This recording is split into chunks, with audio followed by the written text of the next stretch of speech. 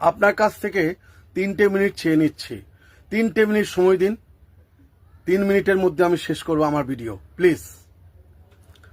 1 তারিখ 1 জুলাই থেকে ট্রেনে হকারি করা বন্ধ। আমার বন্ধুরা বলছে আমাকে ফোন করে। শুধু হকারি নয়, সরকারের চোখে যারা ভিখারি, যারা গান গেয়ে পারফর্ম করে, তাদেরও নাকি উঠতে দেবে না। আচ্ছা, তাহলে তারা কি করবে? কোথায় যাবে? পাড়ায় পাড়ায় কি তারা কাজ করবে? কি করবে? এর উত্তর কে দেবে? কেউ দেবার নেই, কেউ দেবেও না। আচ্ছা বলুন তো, একজন দেখতে পাওয়া মানুষ যখন বক্স নিয়ে গান গায় তখন নাকি পারফর্ম করে, আর একজন অন্ধ মানুষ যখন ভালো গান গায় বক্স নিয়ে তখন নাকি বলে বক্স নিয়ে ভিক্ষা করছে। আচ্ছা, তাহলে কি করবে সে? আমার কথা হচ্ছে, প্রতিবন্ধী ভাতা তো মাত্র 1,500 টাকা। তার বাড়িতে সংসার আছে, কি করে চালাবে? প্লিজ পেটে লাথি মারবেন না, লাথি খুব লাগে। যদি মারতেই হয় তাহলে একসঙ্গে দাঁড় করি গুলি চালান, গুলি চালিয়ে দিন, চালাবেন না। আচ্ছা আপনি বলুন তো, টাকা কেন বাড়ছে না?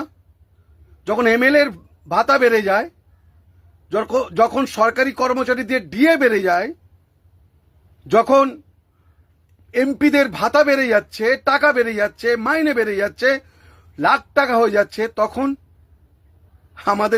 আমাদের কি হচ্ছে? লাথি মারছেন কেন? নরম মাটি আংলাতে খুব ভালো লাগে, নরম ঘাসে তুলতে ভালো লাগে না নরম ঘাসগুলো।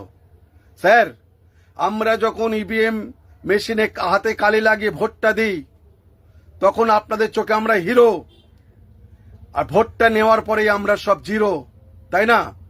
কোনো সংখ্যা নয়। এই জিরো যখন ডান দিকে থাকে না, তখন দেখে বাঁ দিকে কত আছে, তখন এই শূন্যটাই হয়ে যায় 2, 3, 4 গুনতে থাকেন। যেমন এই তোলাবাজি তৃণমূল কংগ্রেসের বাড়ির নেতাদের কাছ থেকে পাচ্ছেন কোটি কোটি টাকা। কোথায় যাচ্ছে সে টাকাগুলো? রিজার্ভ ব্যাংকে। সব টাকাগুলো এক জায়গায় করুন না। সেই টাকাগুলো থেকে প্রতিবন্ধী যারা আছে তাদের ভাতা বাড়ান না, একটু বেশি করে টাকা দিন না। কাউন্সিলর ভোটে দেবেন, একজনকে কাউন্সিলর করবেন, পঞ্চায়েত মেম্বার করাবেন একজন দৃষ্টিহীনকে, বা একজন অর্থোপেডিক হ্যান্ডিক্যাপকে দেবেন। আচ্ছা, আপনার দপ্তরে বা কোনো অফিসের কোথাও একটা প্রতিবন্ধী ভাই বোনকে চাকরি দেবেন? দেবেন না। এই কথাগুলো কে বলবে? যে বলবে সে খারাপ। আমরা খারাপ হতে চাই।